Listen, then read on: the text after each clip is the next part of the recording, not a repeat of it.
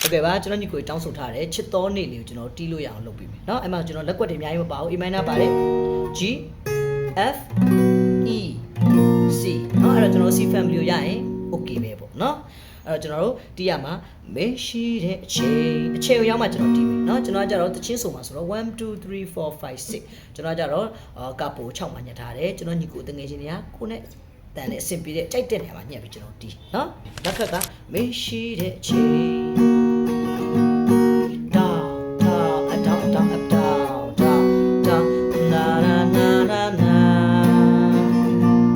ရှေ့မှာ intro အဲ့လိုဆိုပြီးဆိုမှသူက verse ဆိုတယ်ပေါ့နော်တူတူဆိုကြည့်မယ်မရှိတဲ့အချိန်လိုက်ကြည့်ပါစဉ်းစားကြည့်မခဲ့တဲ့အိမ်မလေးတွေမျက်ရည်များစွာချခဲ့ရပြီယူပဲပြောပါအကမ်းပဲပြော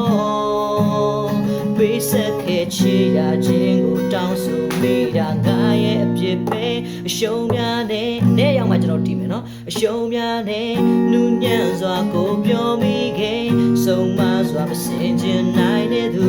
အသေးမှလုံးမစေသေးအောင်ချင်မဲ့သူချစ်လေးရှင်အချစ်လေးကိုရောက်မှစီးတီးမယ်နော်အချစ်လေးရှင်မပြောမဲ့စကားတွေ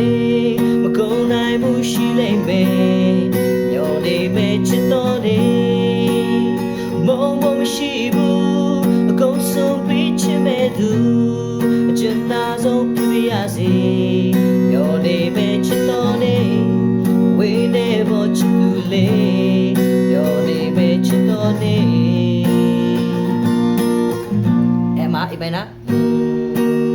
လာလာလာဂျီလာလာလာပြီးတော့ဤလာလာလာလာတတိယမီတေရောက်မှတည်မယ်နော်တတိယမီတေတွေ့စားနေကြီး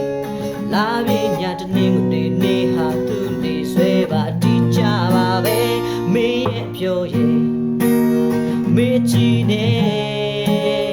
နောက်ထပ်နေများစွာတဲ့မှာယူနေတော့ပဲတလုံးသားငယ်တဲ့အရှုံးများနဲ့နူးညံ့စွာကိုပြောမိခဲ့ဆုံးမစွာမစင်ချင်နိုင်တဲ့သူအသေးမှလုံးမစေသေးအောင်ချင်မဲ့သူ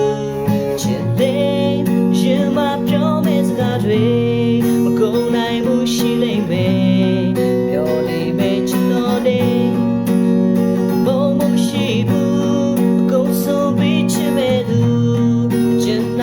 ဖြစ်မရစေ